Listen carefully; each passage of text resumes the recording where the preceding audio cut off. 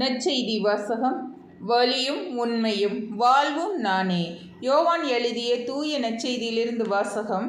அதிகாரம் 14, இறைவசனங்கள் 1 முதல் 6. இயேசு தம் சீடரை நோக்கி கூறியது: நீங்கள் உள்ளம் கலங்க வேண்டாம்.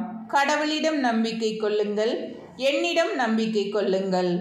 என் தந்தை வாழும் இடத்தில் உறைவிடங்கள் பல உள்ளன.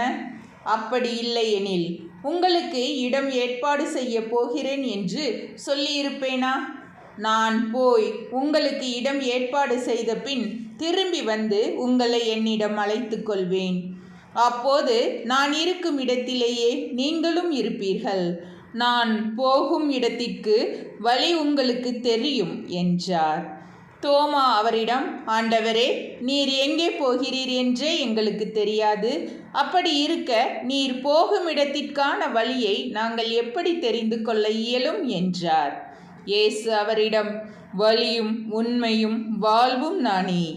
என் வழியாயன்றி எவரும் தந்தையிடம் வருவதில்லை என்றார். ஆண்டவரின் அருள்வாக்கு. கிறிஸ்துவே உமக்கு புகழ்.